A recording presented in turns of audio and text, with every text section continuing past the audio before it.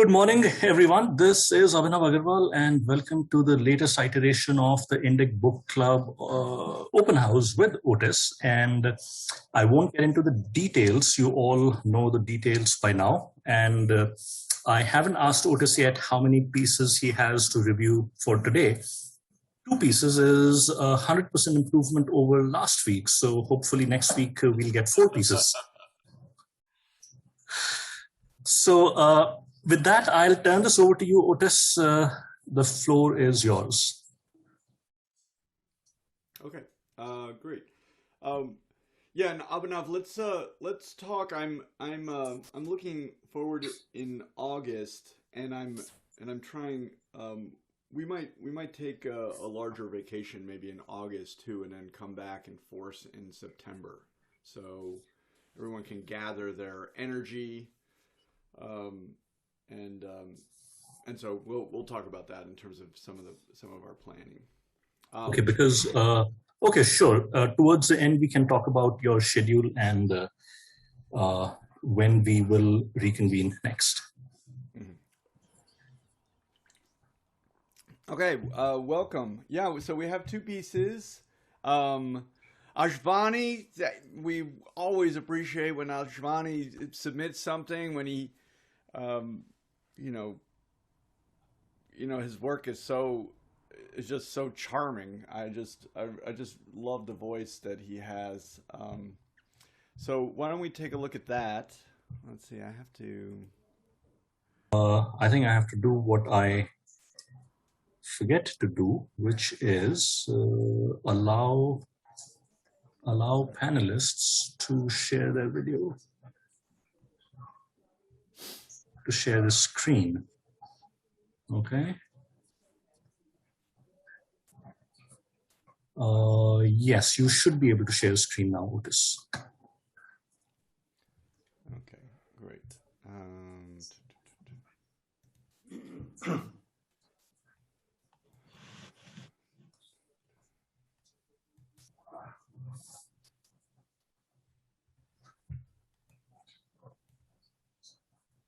Okay, good.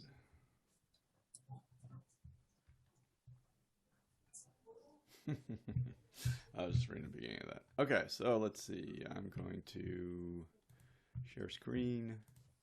Go there.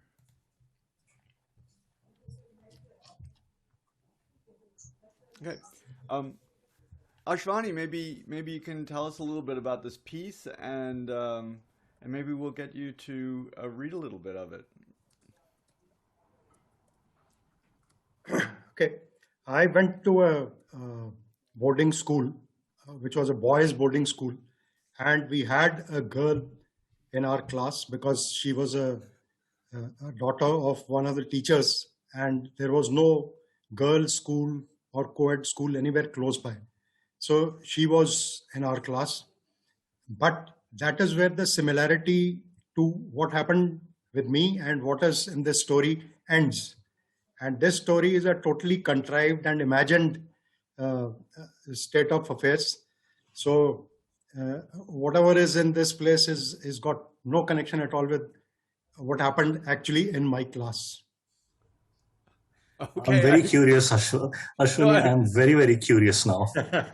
no, I know, yeah, but I'm going to tell you, Abhinav, there's not what happens in the story is not particularly outrageous by any means. So it's funny that Ashvani is like disavowing all connection with the circumstances of this story. Since I mean, there's like maybe the boys think that she cheated, but then it turns out she didn't. So um, well, let's have you read a little bit of it.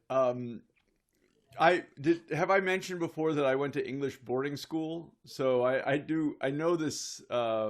It feels like that English boarding school style, and I remember it was in '76. I remember the year that transitioned '75 to '76, and I was the Yank, but I remember that ranking system. That I I actually I liked it because I did okay for a change. Um, But yeah, it's a great environment. So let's see. I'm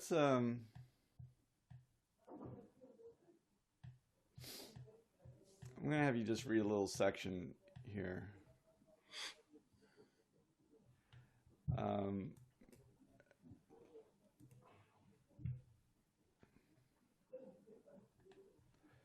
do you see this mark here? Maybe we could just have you read.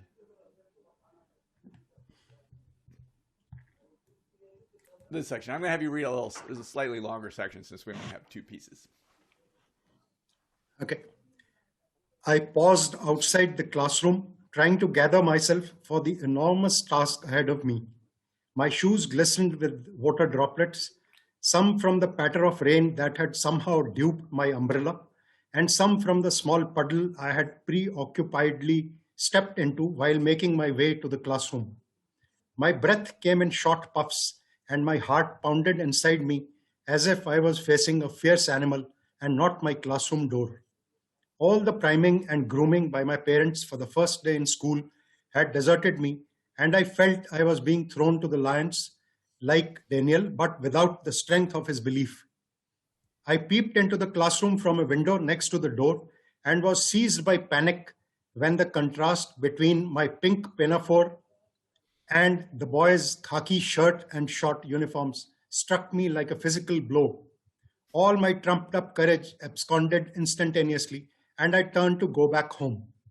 Just then the door opened, and a gentle voice beckoned, "Sneh." As I spun around, almost losing my balance in my haste, the owner of the voice intoned sweetly, "You are Sneh, aren't you? I was expecting you. I am Mrs. Kumar, your class teacher. Let me introduce you to your classmates. They have been looking forward to your arrival." I entered the classroom with trepidation and was greeted by stares that to me appeared more curious than welcoming. I was introduced to all my future classmates one by one, shaking hands with each boy. Most of them avoided looking at me when I was facing them, but behind my back, I could sense each one of them gawking at me as if I was an alien. Okay, beautiful. Um, yeah, as you were reading this, I mean, I don't know what plan you might have, but my my daughter is currently reading this book that it's I'm not sure when it came out, but it was made into a movie. It's called The Outsiders. It's about kids this age, and there's quite a lot that goes on in it. There's buildings burn and people get killed, and it's about insiders and outsiders basically, and it's an American tale about about kids around this age. And it occurs to me that this is such a great setup, what you have here with this girl coming to this all boys school, that if you were interested in it and was a character that you wanted to really explore, this is one of the things that we think about when we're going to write a book. I don't know, at first when we start writing, we want to write anything, so it doesn't really matter. But when we think about writing a book, we have to think about spending years with the characters that we're going to be writing about. And we should think carefully about whether we really want to spend years with them. And at first, when I first heard that, when I was starting out writing, I hadn't tried to write a book. So I didn't know what anyone was really talking about. It made kind of sense to me. But now that I'm really, that I work on longer projects, and I know exactly how many years, in a sense, that you can be working on a project, that's exactly right. It's like, do you really want to spend this much time? Is this a group, and the emotional interactions that are happening within this group, do you want to spend a number of years trying to develop it into a book? But I definitely think that you could develop this this world. I mean, the world is great to start with, and this. I think you're placing this in the. This is in the 60s, maybe. That's right.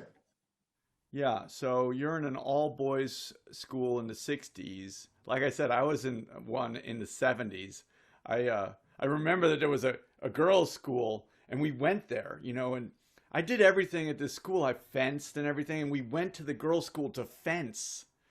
And a left-handed girl just killed me in fencing. I mean, it was just, and it was like, I mean, and for me, I was 11. I was like, my 11-year-old self, I was just like, this was like the worst thing that could have possibly ever happened to me in my life, I mean, it's such a potent, time period, it's so confusing.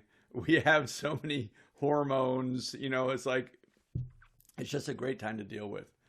But I think that you really could develop something.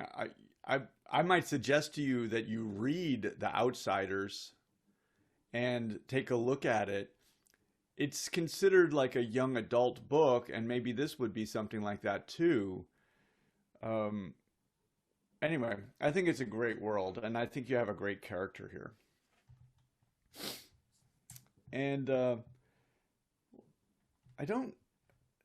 My main thing is, sort of where will this story be going? I don't know if you consider it finished right now, but I can put this out to everyone. Considering the setup that we have here, who do you think the protagonist force is, and what is the antagonist force? Let me put that out there, maybe as a question to everyone. Like, what does your gut tell you?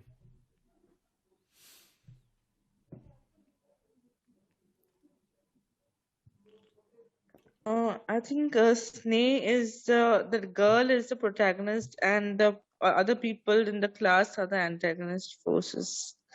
I feel so.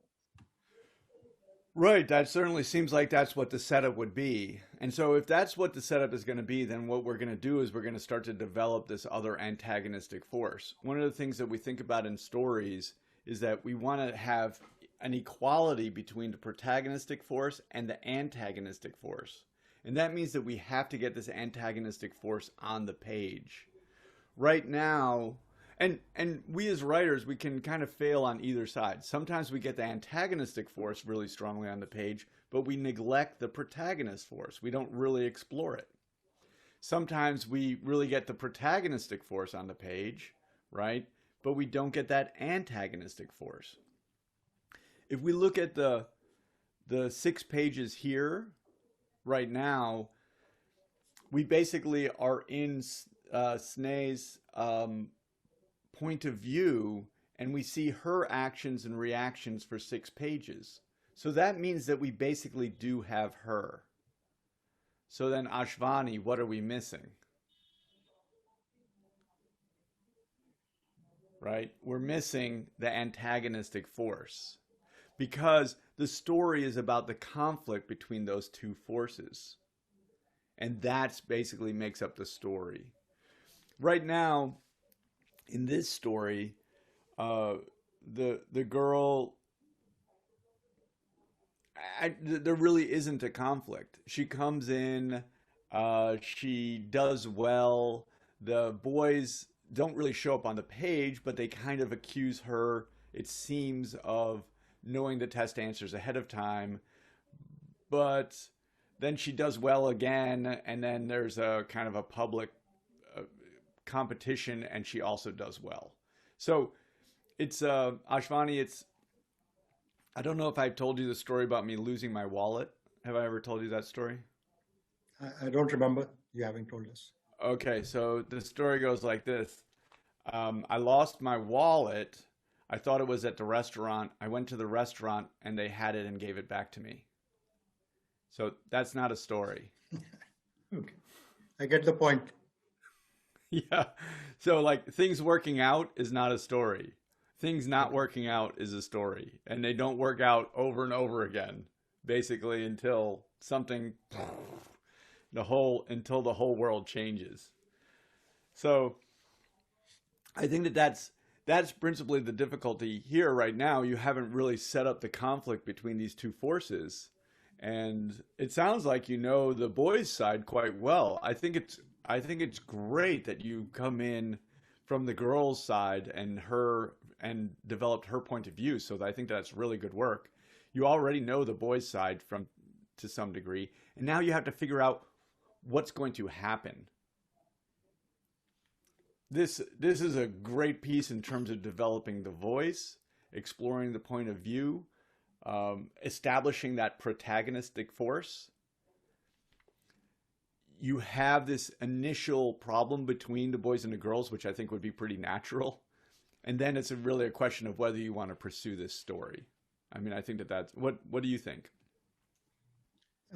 Yes, if it is, expanded into a 3,000 word kind of a thing, then yes, the antagonist can be developed a little more, and the story can have more of conflict situations, bringing the reader to read more about the perils that she goes through on a daily basis, and then come to a climactic thing where things, turn out to be sort of a happy ending at the end. Mm-hmm. Mm-hmm. It might be worth, I just want to share, I used this the other day.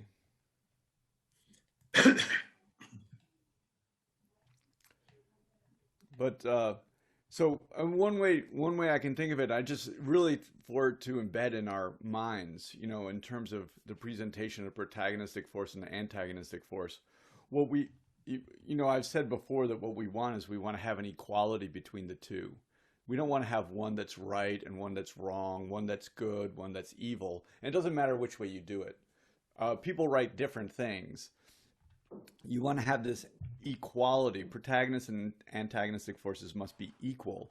And the reason for that is it's only in their equality that we can have any kind of surprise about what's actually going to happen. I get the point. Yeah. Just, illustrating, I'm just drawing upon your work, just for all of us. It's the kind of thing like, I say, like, when I boxed for a few years, the coach always said the same thing: keep your chin down, because our instinct is not to do that, right? So we just have to hear it over and over again. So I'm playing the role of the coach and just telling you again, keep your chin down. We don't really like to have equal forces of protagonism and antagonism, because then we don't know what's going to happen, right? And we don't like not knowing what's going to happen as a writer. We like to have it all predetermined, because we're just like every other human being. We don't really like conflict. We're conflict adverse, and we want more surety. So we create different sets of forces. Here, what you'll see that writers do different things. Sometimes they make their protagonist really diminished, and the antagonistic force is large, and the protagonist really never has a chance. At the end of the story, the protagonist fails. The world of antagonism is right and they're wrong, and there you go. That's the end of the story. In this one, what you basically have is you have this one, right? The protagonist is big, and the boys don't even show up. So I'm just using your work to illustrate this point for us all, because we just have to hear it again and again. Keep your chin down and get ready for a fight, and anyway, I'm not going to go into that other part. So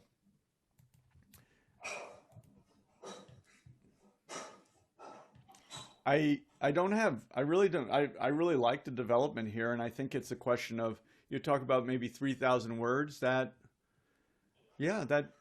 would be happy to read the story at 3,000 words, but I also feel that the way you pace things and the way you develop your world, I would also enjoy reading this at, a short novel of 120 pages or something like that.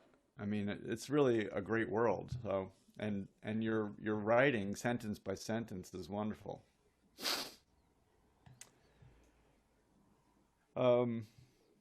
We can look at a couple paragraphs here. So when we change locations, we can learn something from the movies a little bit. So when we have movie scenes, they'll always say setting, they'll always say the actors and all of that stuff. So they have this little list, and we want to cover all those things when we change scenes too, so that the reader can continue to see things. So on the way back home, back home is basically a setting. I don't know what this place looks like. I don't know what the street looks like. I don't know if there is a street, right? So you have to remember that you have to take care of all of these visual elements.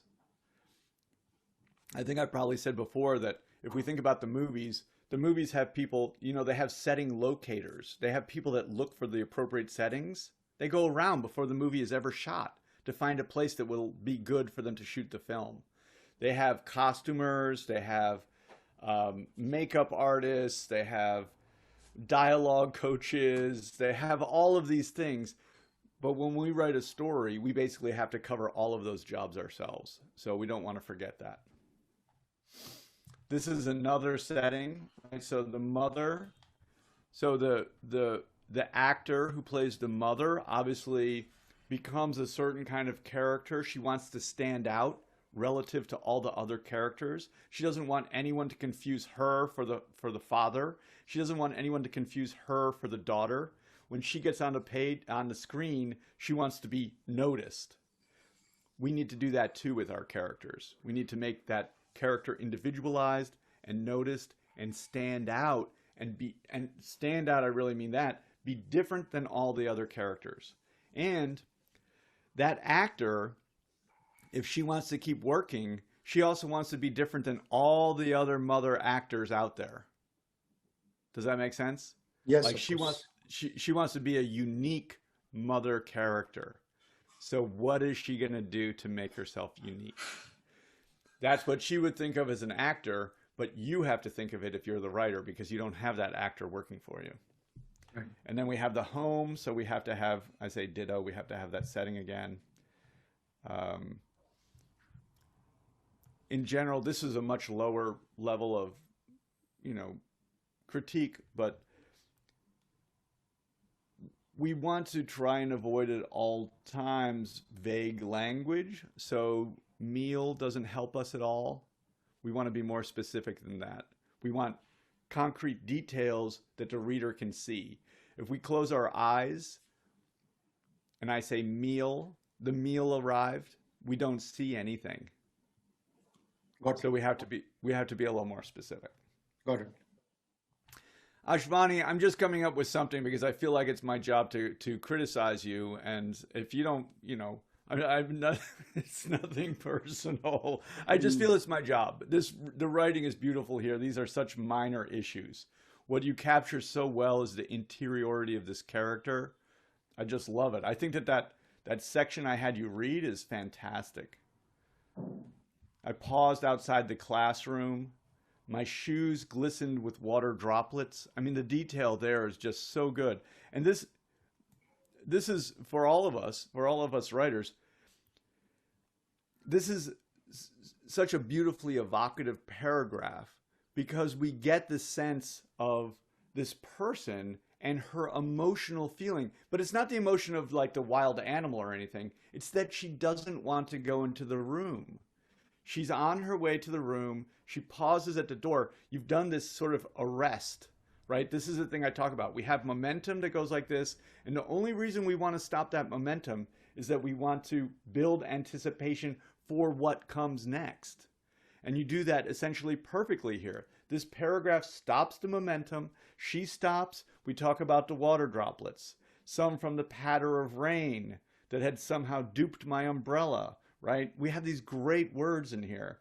And some from the small puddle I'd stepped into while making my way to the classroom. My breath came in short puffs, and my heart pounded inside me as if I was facing a fierce animal. All in the priming and grooming by my parents for the first day of school had deserted me, and I felt I was being thrown to the lions like Daniel, but without the strength of his belief. I mean, it's a beautiful paragraph. And it does exactly what we all want to do. Dramatically, Ashvani, I mean, you have this stuff internalized. We create momentum. We know she's going to the classroom. She gets there. We stop for this paragraph. It raises our expectations. And it informs her next action. She turns around to leave. And then again, dramatically savvy, you have the teacher call her. It's beautiful. Everybody, do this. Learn from Ashvani. Ram, you have a question? Or you want to... Not a question. So when I read this paragraph, I think in the last session or the one before that, you said that when you read a paragraph, it has to flow like poetry smoothly to the ear. So to me, this paragraph is that. And so there is a certain scene that is happening. There is a pause and the other thing is he's describing the shoes of the girl. He is not describing any other part. So which means she is looking down. She is hesitating, and that hesitation comes out. So this is like a fantastic example of show, I think. I mean, without saying that she was hesitating, she was looking down, she had hung her head. I know she's doing that. I mean, I almost went down to look at my feet when I read this. Absolutely. Absolutely. Well said. And then I actually, this paragraph too is, you know, I peeped into the classroom from a window next to the door and was seized by panic when the contrast between my pink pinafore and the boy's khaki shirt and short uniform struck me like a physical blow. Now, Ashwani, I have to say that, like, when I read that line, I was like, that is such a true description about the way we're affected by things. It isn't, I mean, you capture that so well. It isn't that she looks in and sees the boys. It's that she perceives the contrast between her and the way she's presented and them and the way they're presented. Like that excruciatingly obvious difference. That contrast, as you say, the contrast is what hits her, is what makes her panic. The contrast makes her panic. I think that is tremendously insightful. It's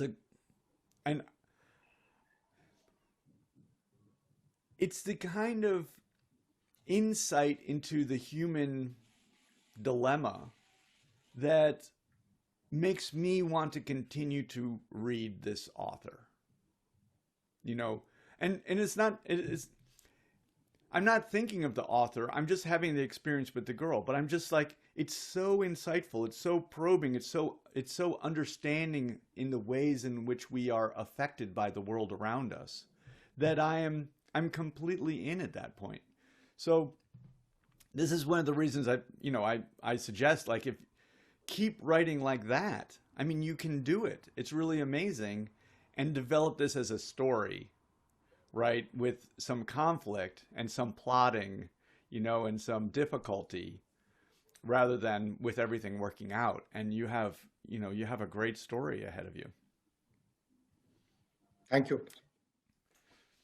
Does anyone have any questions about this work? Can I just say a couple of things? Oh, before that, Ashwani, this is a beautiful piece. I mean, everything I think Otis has said about it, when I looked over these passages and I reread them, this is, I mean, words fail me. This is great. This is awesome. This is just so. Some of the evocative lines are they evoke so many memories and as well as imagery. I think this is brilliant. Thank you. Thank you. Yeah, Ashwani, the real problem is that to encourage you is like pushing a string. How can we get you to work harder? This is the real question. What do we have to do to give you more time to pursue your work? Because we need to read it. I'll do it. That's a promise. That's a promise. Okay. Can I say one or two small things? Yeah. Firstly, I wanted to thank you basically for all your kind words, yours and Abhinav's and Ram's. I had sent him my story and he also gave me his critique separately from yours. And I'm very grateful for the things that he said as well. You mentioned that in the beginning I had made a disavowal or a disclaimer that this story is not what actually happened in my class. Basically, I made that disclaimer to tell you that I was not narrating some events which has happened in the past. I was just imagining things and trying to write them. And yeah, no, I know. I was just kidding. Okay. And the last point was that when I sat down to write this story, I actually wanted to write something close to what had actually happened in life. But once I started writing it, the character of Sneh, it seemed to have a will of its own. And, it sort of developed the story to what it finally became. Uh, I think my contribution was at the most 50%. The rest of it was hers. Mm. I think the character of Sneh is a great character. The reason I brought up if you're going to work on something longer, whether you want to stick with her, that's just something to think about. I think she's a great character, and I think you can write her. You'll have to get these boys on the page, but I love her name, Sneh. It's unusual for me, and this world, I happen to know it a little bit, but it is. I've never written about my time in the English boarding school, but it's so regimented in its way, and she's a total outsider too, because I mean, she's an outsider in many ways, not just because she's the only girl there, but that's obviously hugely significant for her and significant for all of those boys. But the boarding school methods, they're so regimented, right? All the things that you have to do, everything is sort of taken care of. So it's an incredible world to write about. And this is a English style boarding school, it seems like, in India. Is that right? Yes, it was. So that's an environment that I have never seen. I mean, I have never seen this world. So, it's absolutely unique. I don't know of it being produced in any literature, and I would love to read about it. So I think that you have the situation here. You basically sketched the setting and the situation, and you've come up with a great character, and now you have to come up with some kind of plot. The plot for these kinds of things are not that difficult. I mean, you'll have to go your own way, but right now you've set up this sort of antagonism. You're going to want to probably, if you develop it into a longer piece, the antagonism is here. We have to show that. We have to have something even come out of it. And then from that, they reconcile, and then they have some quest, right? So, because you have to get her and some of these boys working together, you have to have some boys that are going to be on the outside. So we're going to move over a couple people into her realm that are going to be friends, but you're going to have some more rivals out here. And then there's going to be some kind of quest, like it's going to be like, the French teacher disappears, you come up with something, and then it turns out that, the French teacher, maybe you cast it however you want, but, in my story, maybe she's an attractive French teacher or something like that, but she's moved to Mumbai, right? But they go to Mumbai and, whatever, they just have an adventure and just have so much fun, but do plot something like that. Okay. Thank you, Otis. Thank you. Yeah, thank you, Ashvani. Even, I didn't have you read the start, but I think that the start is so wonderfully sensitive too. And so the opening here, as far as my childhood memories go, they are as clear in my mind as the two 40-foot high crystal chandeliers I remember seeing at the Ja Villa Palace in Gwalior the day it opened to the public in 1964. I would like you to say I was 10 years old. I was 14 years old. Just give me a little bit more about her. The very next day over dinner, this is beautiful. My father broke the news to my mother and me that he had been offered a teaching job in a newly opened school. That's great. In this beginning, I did want you to take away, it's tiny, the parentheses, because what the parentheses does is it basically puts us into the mind of instead of allowing us to go into the story, which I'm with you, it's pulling us out every time, right? That's what parentheses does. So I would just, if that information is important, just incorporate it into the story and let me read it. rather than pulling me out of the story even as I'm getting started. But it's a Got it. tiny issue. Got it. Great. Jay.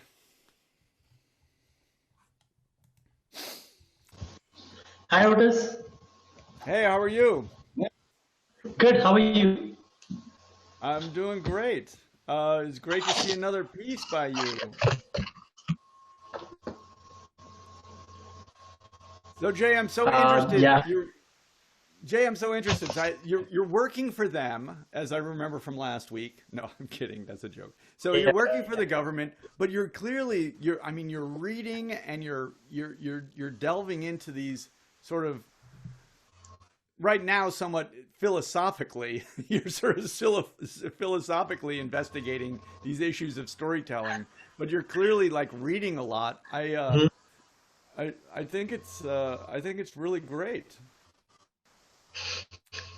Thanks, Otis.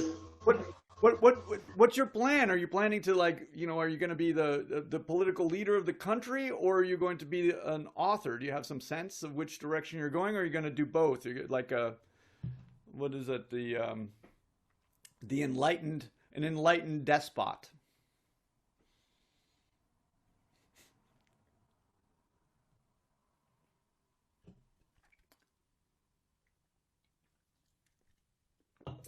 Jay, I think you froze, or I'm frozen.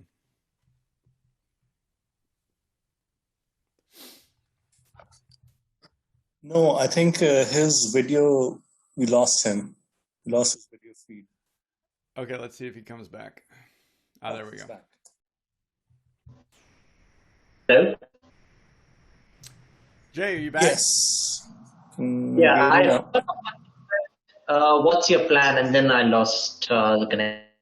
Oh, okay. So what is your plan? You might as well tell us all.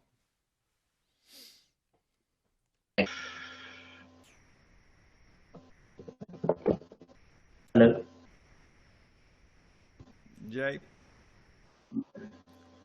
Oh, maybe we're not destined to know his plan. Am I audible now? I think this is better, Jay, Yeah, because with your video off, I think we are getting better bandwidth. Okay. Yeah. Jay, I don't want to put you on the spot. You don't have to tell us what your plan is. But anyway, I think it's very cool how I you're didn't really get the grappling with question. these- I would love to hear what the question was. Oh, the question was, what is your plan? Whether you're planning to, rise up into political ranks and become a benevolent despot, or whether you're going to pursue a life as a writer. This is. Well, right now the writing part looks very attractive because I don't think I have much despotism left in me. And whatever little I have, I think I would just bestow it upon a villain in the story and keep the benevolence for myself. Okay. But Okay, so tell us a little bit about this story. What are you going for here? this is okay. We have two characters here. Somebody who's attempting to write something and sharing it with a friend who is sitting there to review the piece and share her comments. And the conversation between them is what this piece is about. There is a bit of a latent tension between them in the sense that their feelings for each other could be different, which is, I've made a minor hint to it in the first paragraph because I was planning to elaborate on it later in the story. Right. Okay, let's have you read a little bit of it. Let's see if I have this. I do. Okay, why don't you read this beginning of it? Okay. Walled on three sides by set pieces of coulda, woulda, and shoulda, the stage is a theater of the absurd, presenting a vast expanse of the possibilities that might have been. We have front row seats to this play, and yet we are also on stage as the actors, playing out our hopes and wishes. The stage mocks the front row as the ink of our disappointment runs across the canvas of the present, penning sketches of melancholy that despair at all the possibilities that once existed. We continue to dwell in delusion as the darkness of our despondency is silhouetted by the stage lit bright with possibilities that never came to be. Why would you write something so depressing? She asked, looking at him from behind the laptop screen. He sat a little further down the dining table, his lanky legs dangling from it. Why would you? She repeated. Well, life is difficult, and more often than not depressing. He sighed, leaning back and planting his hands on the table. Perhaps it is, but I'm trying to understand why anyone would deliberately sit and relive the bitterness of the past. Great. Thank you. So the I Jay, I promised you a story in my notes here. Yeah. And I remember when I was doing my MFA at Arkansas, and I had a friend there, Allison, who who I was close to, and she was a writer and poet. And I gave her something to read, and it was intensely philosophical. And it was dealing with all these ideas, and the characters were sort of grappling with these ideas. And she said to me, she said, we might talk like this, but I'm not sure we want anyone else to know it. That's, Okay. and I was like, it struck me like a blow, because I was like, this is good, you know. And it was, and I actually did lean towards the philosophical. I remember there was something else. We had a class in which, you know, a great writing class, and we submitted work, and I had this work that was sort of delving into, it was really kind of me grappling with the idea of point of view, and I was sort of like, I was really struggling to understand it. Basically, to understand it, everybody sees things differently. And I had this scene in which this character was, you know, contemplating a cup and saying, like, this cup is, you know, the way I see it is not the way you see it. And he's going on and on and on about it. Well, in this particular class, at the end of class, the teacher had a parody where we would all get together and we would drink and hang out, and we would basically write a parody of someone else's work in the class. And Okay. my work, you know, this thing with the cup, you know, was parodied by everybody. Like, everybody just stuck it to me, you know. Okay. To me, it was the most important thing in the world to figure out, like, how do people see this goddamn cup? And they just ridiculed me. And I just want to say, it was so. I like the philosophy here. Right now this is playing a little bit like a dialectic, you know, between, you know, if you read who is it, Socrates. Like, I particularly like the one between Socrates and, I want to say it's Ion. But anyway, I've read some of these things in the past. But it's kind of that dialectical grappling that's sort of cast as a story right now. But really the point is to delve into the philosophy. What we do as writers usually, and I'm not even sure how to, I don't know how really to describe it. It's kind of difficult, because, I mean, I'm somewhat philosophically inclined, you know, like, I really try to figure out the nature of the world. But there's sort of a transition. There's like a transition between, we take our sort of philosophies and we make them part of our worldview. Like, we basically adopt a philosophy. We basically start to see the world and have a vision in a certain way. And then what we do is we write the story that has that vision in it, right? So, Okay. like, this idea about the paths, and I mean, I like this character. I like this character that you have in the forefront, right? I mean, you have this character in the forefront who basically his essential problem is that he can't look forward. He looks backwards. Right? Yeah. So that's his basic problem. Like, as a person moving through time, he's with this woman here, and yet he's always looking in the past, and he's seeing the unrealized possibilities of the past. I like this idea of what's it called? It's like the multi. So the thing about the alternate paths. possibilities. right. He's thinking about all the alternate possibilities. Then Yeah. the woman makes the argument that every alternate possibility creates every alternate possibility would create a lament for other alternate possibilities, essentially. Yeah. And it's pretty intellectual at this point. What we would probably want to do is take the philosophy, we want to come up with our vision. We definitely do want to develop our vision, and we do over time, for sure.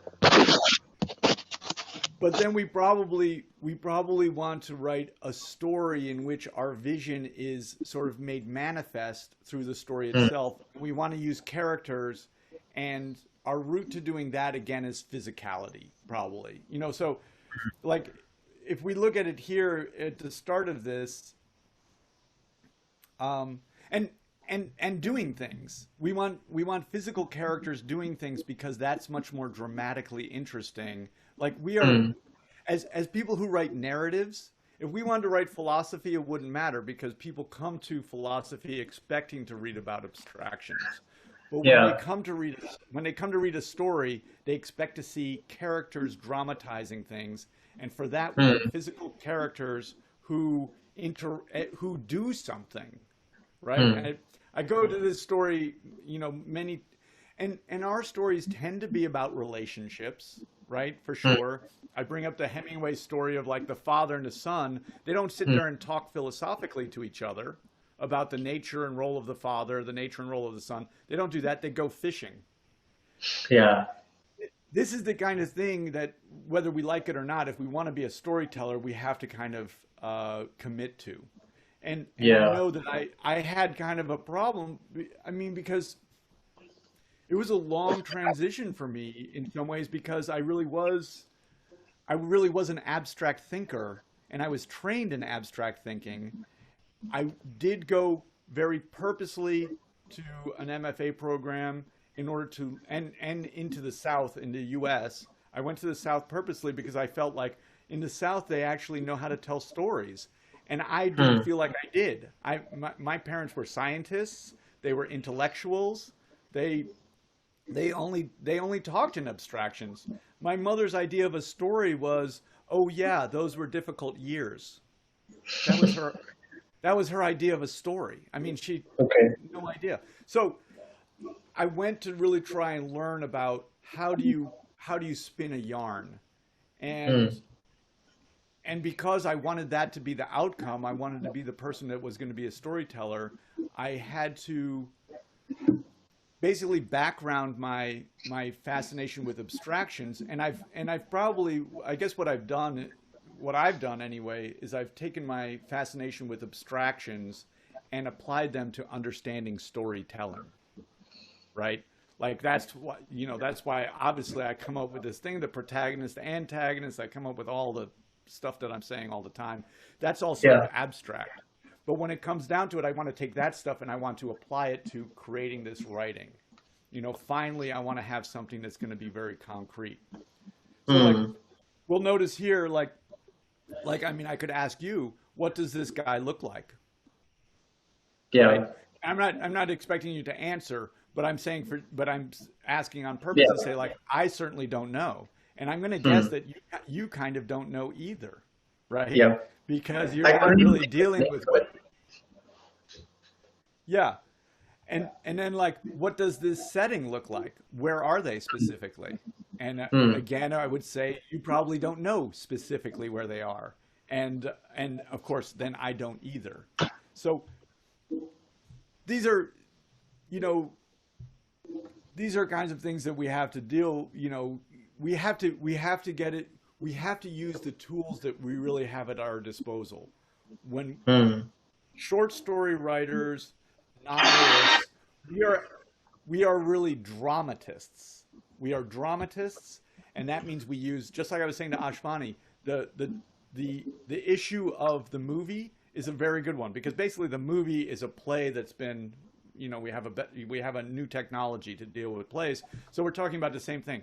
But we need actors, so we gotta do our casting, right? We gotta go like, okay, I'm looking, here's the 5 guys that come out to play this guy.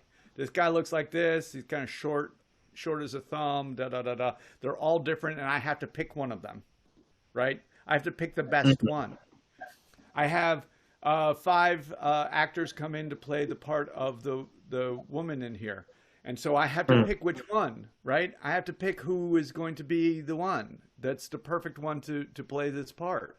I have to figure out the setting. I have to go to the setting location. I have to figure out the time of day. Is it this nighttime? Is it daytime? What's the lighting going to be like? I have to be the costume. I have to be the costume designer, so I have to figure out what costumes they're wearing. It's just we have to do all of that work because finally the story, what we want from the story is to make the movie go off in someone's head, right? We are in competition with movies, so we want to do everything that the movie does. But I do believe that our form has some advantages over movies, particularly in the way that we can get into point of view. We'll notice here that so here you're not using some of the tools that you really haven't adopted a point of view. So we're not using one of our greatest strengths in storytelling, right? Because it's just going through in this dialectical way. So, and they're just talking. So there's a number of things that you're not using, and you're kind of tying your hands behind your back by not using the tools that we really need to use. Actors, locations, dramatic events, and and then also that ability to have interiority, which creates probably the greatest tension that we have in short stories, is this sort of the tension between interiority and exteriority, right? This is one of the greatest tensions that we can do in writing that's very hard to do in the movies. We can do it very easily. So yeah, I mean, I enjoy the philosophy here, but I want to encourage you. Have I asked you if you read Milan Kundera? No, I haven't. So I think the unbearable lightness of being would probably be interesting to you, but Milan Kundera, it's like, philosophers think that his philosophy is bad, and writers think that his writing is bad. So because he's trying to do both things, right? He's trying to be a narrative philosopher. But I enjoyed it. I mean, I really did. I enjoyed it. Another great example, though, of someone, basically someone who's coming up with a vision and in a sense of philosophy, but then writes the story, I think, is Gabriel Garcia Marquez, 100 Years of Solitude, which is another book you absolutely should read. It's it's extraordinary. So Marquez basically has an idea about storytelling. This is another thing that happens with us as writers, is that we often start writing about storytelling itself, and that's the thing that informs us because we work with it so much. But Marquez starts to think about reality and storytelling and morph those into this, what he ends up calling magic realism. So other people come up with a name for it, but for him, it's just a vision that he's developing based on his thinking and his observation of the world. And then he writes the story. But at the end of the day, the story has to have these concrete things on them that the reader basically then responds to. And this is sort of the base. As I see it, the base is actually neurological. Writing is already an abstraction. We only want to abstract one level up if we can. We want to write those concrete details, one level of abstraction. But if we write a further level of abstraction, like here, like we just have voices talking about ideas, then the reader is even further removed from the reality that they know. We want to try and keep it as close as possible. So those are really our tools, our concrete concrete language finally, depicting concrete characters, settings, and dramatic situations. That's kind of that's our toolbox to work with.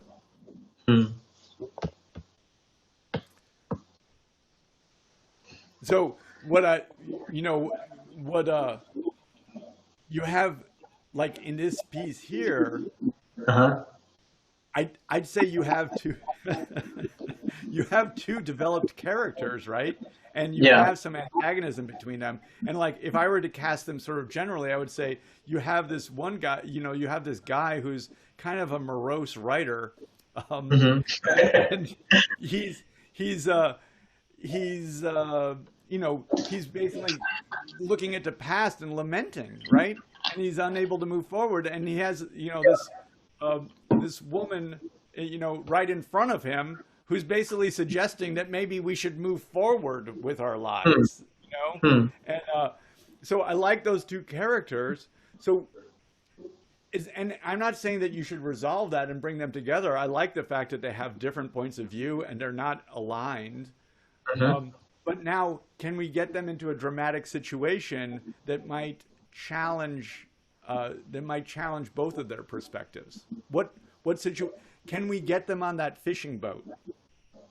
Can we get them doing something so that they can demonstrate their own characters, and then we can really wonder.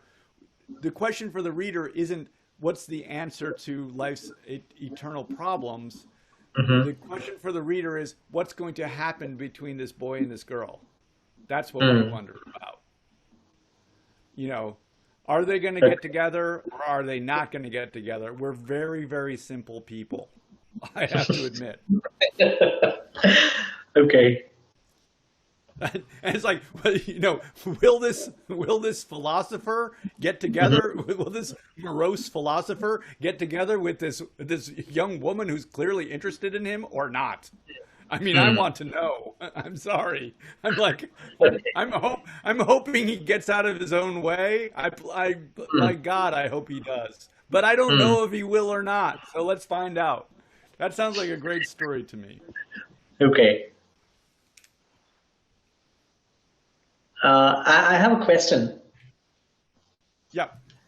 Okay. So when I try to write one of the major stumbles I have is, like the example you said, you dropped your wallet at a pub, and when you went back, the guy at the pub gave it back to you. That was, not a story. Yeah, not a story. This is the major thing that I keep struggling with. I know that you're not much of a storyteller if you don't have a story to tell. I get that, but is there something? Any reading recommendations that you would make that I can, or I know that you probably learn how to write a story by writing one, but what if you don't have much of a story to tell, but all you have are, maybe nice sounding words? You like the sonority of the language and you're able to write or put together words in a sentence that flows well, but it doesn't say much because you don't have much to say. So if that is the problem that you're facing, then which is kind of like why most of the previous one as well, I had this tertiary character that was speaking. So I created an abstraction that was speaking to the other two characters. But what happens with the other two characters? There I don't have much of a story beyond what I had already written. Right. So Jay, let me tell you this. The other day I lost my wallet.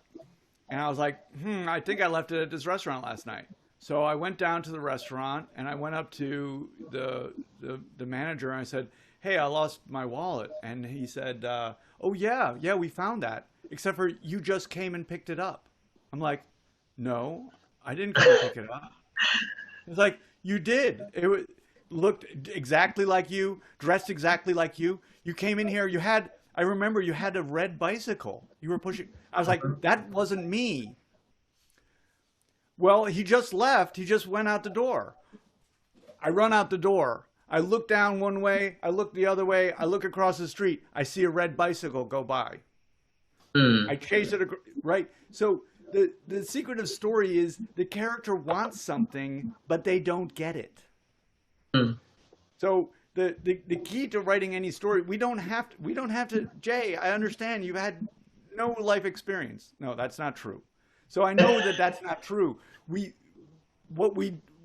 truth of our lives is we actually don't see the stories in our lives because we don't think about them. We don't think about ourselves as characters who are trying to get what they want and don't. We're so used to that we just basically think that that's not a story. But it is a story. What we do as storytellers is we put a microscope on this very thing. Characters are trying to get what they want. They're also trying to flee what they don't want. That's the B story, right? So they're both trying, they basically are going forward. Their eyes are pointed forward, and they're trying to get what they want, but they're also running from what it is that they don't want. They think getting what they do want is going to be a solution to not getting what they don't want.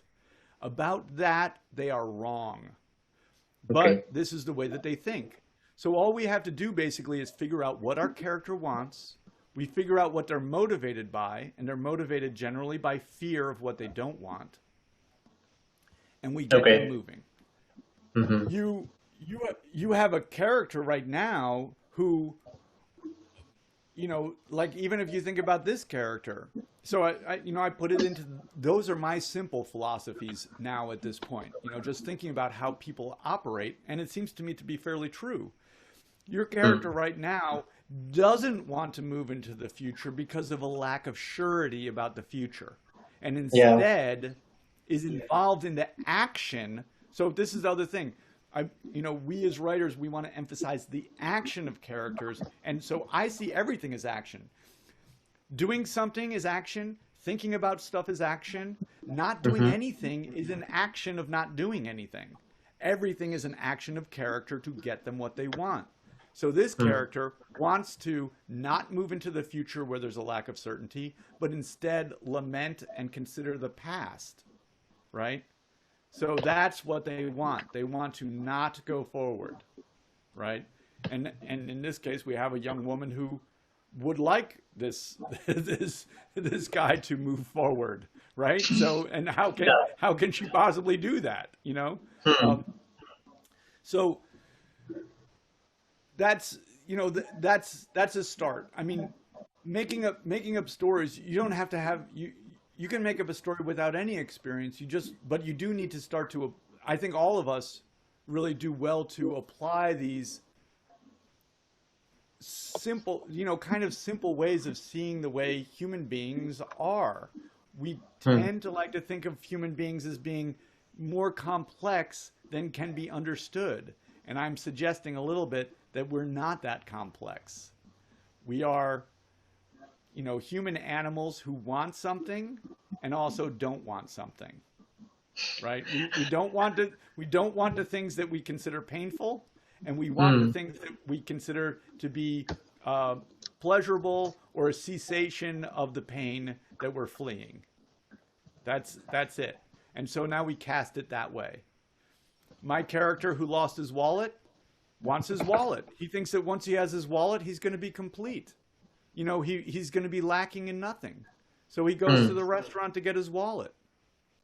Unfortunately, it's not there. It's not there anymore. So now he has to go somewhere else. He runs out the door.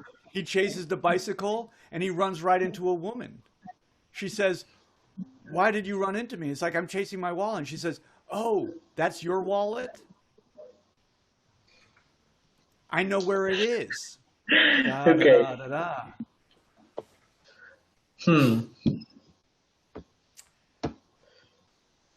It's my mentor Bill Harrison. He wrote the movie called Rollerball. That he wasn't particularly proud of it. The one that came out in the 70s. That I thought it was a good movie when I was a kid. With I forget the actor in it now. But anyway, and he had this. If you know Rollerball, there's like the mailed fist. He had a statue in his house of this fist, like this. It was ridiculous. Anyway, it kind of embarrassed him. But he always said, you have to know what the hacks know. So we might be intellectuals. We might be, we might have really highfalutin ideas about what it means to be a writer, and we might have ideas about, the philosophy that we're going to be able to access and all of that.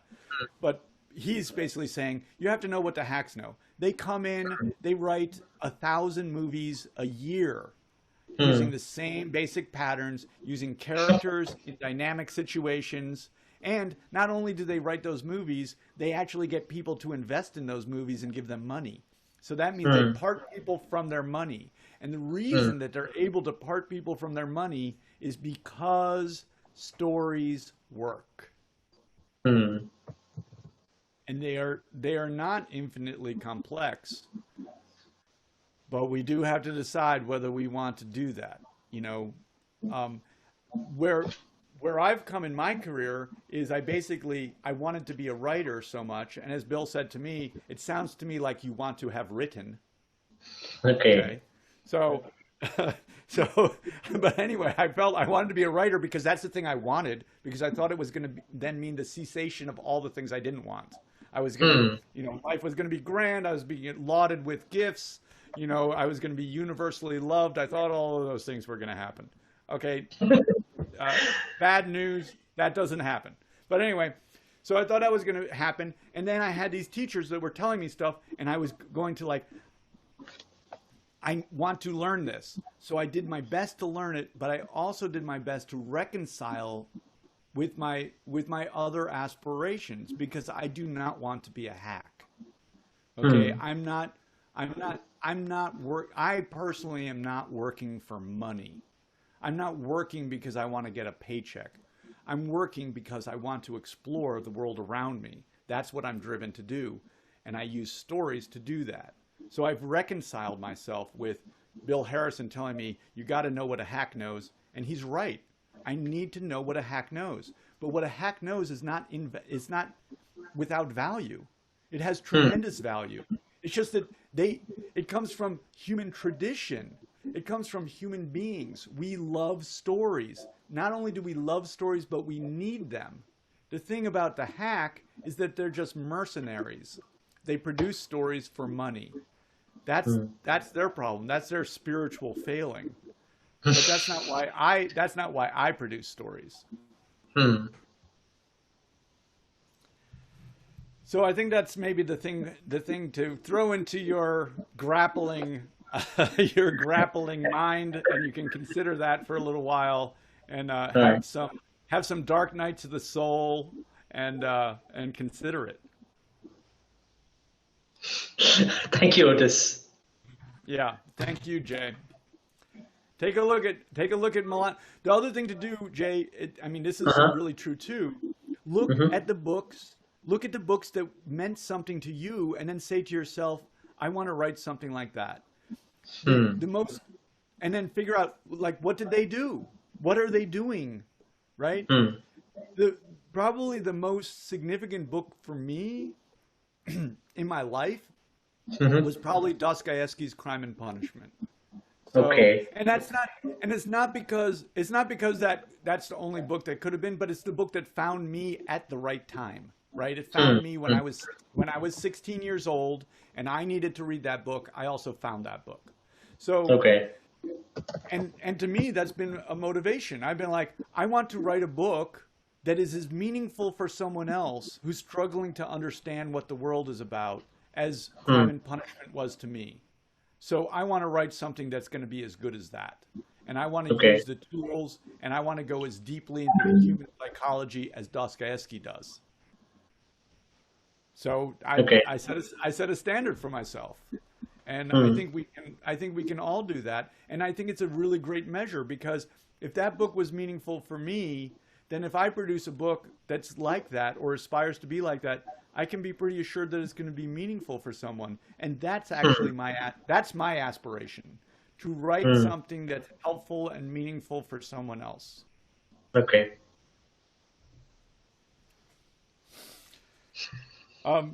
Great stuff. Great stuff, everybody. By the way, I was just going to say, by the way, if you were wondering, it actually never gets any easier. So I don't want to try and kid you about it. Yeah, that's that's not very comforting to hear. But what is your August schedule like? Okay, so well, I'm right now my plan is to work next week, but I have been clearing the last 3 weeks of August. So I would probably be interested in doing that, and then maybe we could either meet next week or we could not meet next week and we could take all of August off. Either way works for me. I'm going to just Okay. concentrate on some of my own work. Because last, when we exchanged some emails earlier in the week, you had said that 8th and the 15th you were going to be off. So we can continue with that and extend this to the 22nd of August also. So do you want to meet on the 29th of August or the 5th of September? Oh, I see. We're over here. Right. So we're not scheduled to meet next week. Sorry, we're not scheduled to meet on the 8th right now. Is that? I don't think so. Okay. So yeah, so let's take off the 8th, the 15th, the 22nd, and the 29th would be great, and we'll meet on we'll reconvene on the 5th of September. That would work well for me. Okay, that'll give time people also to get cracking on their feedback and assignments and all. So Ram says he thought the 8th was on and the 15th and 22nd were cancelled. Maybe you're right, Ram, that we canceled the 15th and the 22nd. So since most of us, the common contributors are here, we can take a poll or we can take an opinion as to whether they want the 8th August session to be on or not. Yeah, I'm actually technically I'm still carrying work through. Let's see. I'm still carrying work through the 8th, and then I've dropped work in the next 3 weeks. After I'm going away for 1 week, which is going to affect 2 weekends, and then taking that third weekend off. But I'm open to meeting on the 8th if you want to, or we can go ahead and be like the French and take August off, and then sort of re-empower ourselves for a big start on September 5th. Let's do that. Let's take a break. And, for those of us who miss these sessions, and, it's a lot of us, we already have more than how many, 31 or 32 videos recordings on YouTube. So we can use those as sustenance while you're off, Otis. So this is what I suggest. Let's meet on the 5th of September. I will go ahead and I'll cancel the 8th and the 29th of August sessions on Zoom, just so that, we don't accidentally, anyone doesn't try and join. The question is that, one question is therefore, that since we're going to be meeting on the 5th of September, should we send in those who want to send in their writing samples? Should they do it throughout the month of August and you'll take a look at them whenever you come back? Or you would rather that if they were to be sent towards the end of August, that'd be better?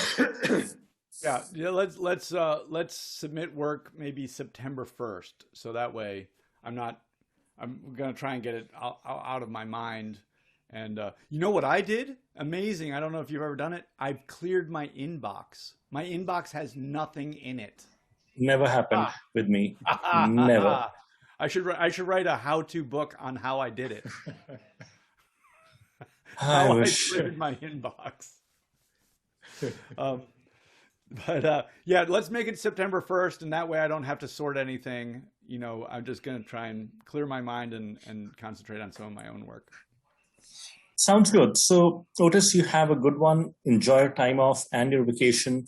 Everyone, let's continue to keep writing, and we will meet on the 5th of September now. Right. Let's Can I ask a everyone. question before I leave? Before we take this break, actually, I had a query regarding my article, like my sample. Actually, when I wrote the story on Hirimba, you said with the woman monster. You like the story, you said, but I got stuck in the point of view. I could not go beyond that. I only wrote one last sample that I had given. I did not write after that. I could not write rather after that. Huh. So I got stuck in the point of view because I just took the story right from the epic Mahabharata, and I could not move forward after that. I could not do the corrections properly. So you're saying that because of my comments about No, not because of having. comments, because I could not understand how to move forward. Like other comments where the grammar was had to be corrected and everything, that I got it. But the point of view part of it, I could not get it. I got stuck in the point of view. I could not develop a point of view for the character at all after that. Hmm. Well, I don't think I have a good answer other than these. There's been many works that I've started. I mean, I've started many works. Right. I'm not always able to figure them out. The Right. ones that end up being important to me, I always come back to. It seems to me. I mean, I guess the way I know that they're important enough to me is that I do come back to them. And what I don't have a great answer for you. I mean, my style of dealing with problems and all problems in writing is basically to write every single day, write something every single day. At night, I grind my coffee because I'm preparing for the next day when I'm going to wake up and enjoy that coffee and start writing again. So that kind of clues me into what I'm doing. It sets me down like this. At night, when I'm sleeping, my brain is working. Okay, I don't want to be mystical or nutty about it, but my brain is working out problems in a very fluid way. I'm not constrained by reality, if we want to call it that. My brain is just working, right? And then I wake up and then I write again. And I do that, and then I stop writing so that I can take care of all that other pesky business it's not all pesky. I love spending time with my family, but some of it is pesky, like paying bills. And I do all that stuff that I need to do so that stuff does not mess me up about grinding my coffee, going to sleep, waking up and writing. Take care of all this stuff so it doesn't interfere, grind my coffee, go to sleep, wake up and write. That will have to be my answer, I think. If it's important to you, and I know it is, the answer is not always to work harder. Do you know the story about the swordsman? The swordsman wanted to learn how to use the sword, and he found the master up on the hill, and he says to the master, I want to become a master of the sword. And how long will it take? And the master says, well, that'll take 20 years. And he says, I don't have that much time. How about if I work twice as hard? And the master says, then it will take 40 years. So it's not always about working harder at it. Right. Consistent, easy, flow. If you feel like I don't know how to say it. We want to let the muse in. We want our subconscious mind to take care of some of these problems. We also have to be like the hacks. I read a story yesterday that or talked about it, where the writer was writing about the Mahabharata, and the writer had a character who needed to hear a story. And you'll see this in Shakespeare. You'll see it everywhere. You have to know what a hack knows. The character walks by an open window and hears the story, right?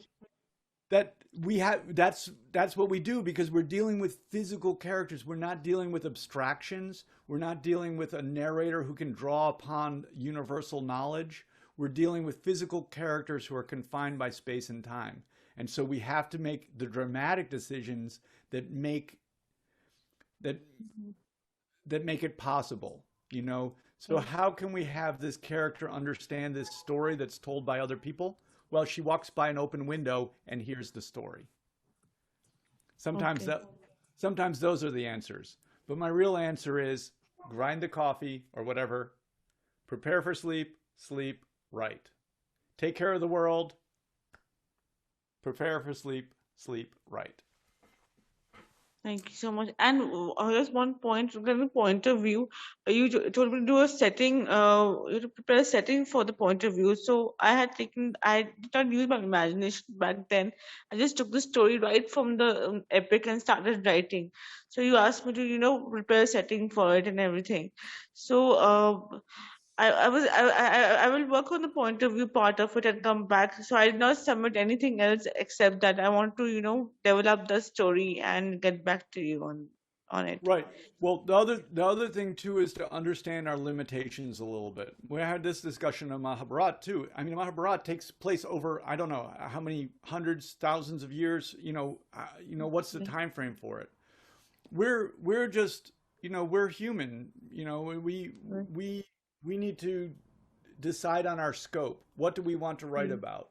But if we're thinking about point of view, my first thing, as I was saying to Jay a little bit, but the first thing is get into the physical.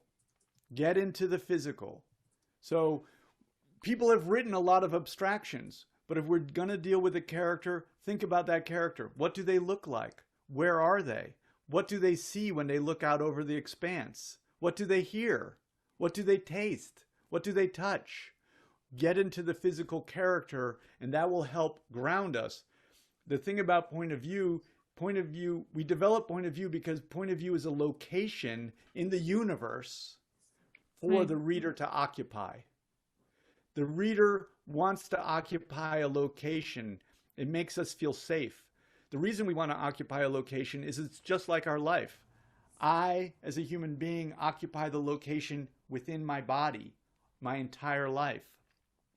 I think about other things, but I'm always here. It makes me feel a little bit safe to have that location. So when we write point of view, that's what we're doing. We're writing a location for the reader to inhabit. So try and think of that physical location. If it's a physical location, it's a person in a specific place, in a specific time, and that person has certain capabilities. They hear things, they see things, they touch, they taste. They don't have other capabilities. They can't hear stories unless they're by the open window. So, and make that, and then try and make our scope usually a little bit smaller. You might be having trouble with the point of view because your scope is too large. Focus on something. Be small. One of the ways that we make it new, we don't make it new. We're not going to rewrite the Mahabharata or any other story. One of the ways we make it new is we go into something specific, we narrow in with a microscope, and we see it in a fresh way. Ashvani's paragraph about this girl, right? So it's not the first time that a character has been afraid to meet other people, right? But he focused on this thing. He focused in that paragraph. I mean, it's really an incredible moment when she realizes that she's in this pinafore and how much it contrasts with their khaki uniform. I mean, it's just brilliant, but you see how that's a focus. A beautiful piece, right? Right? So think about how you can focus, and then that's one event, and then he's got to focus on another event. And that's what we do in our stories. We basically create a sequence of logical events that lead to something. A plus B equals C. That's what we're doing.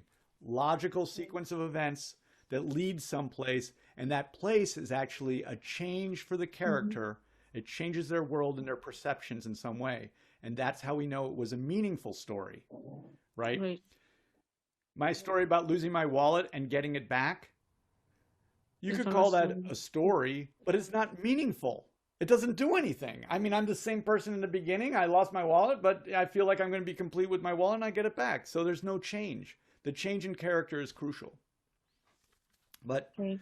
so that might be some of the solution for the physicality and for the point of view. And then the other thing is to realize, and this is hard for us as writers,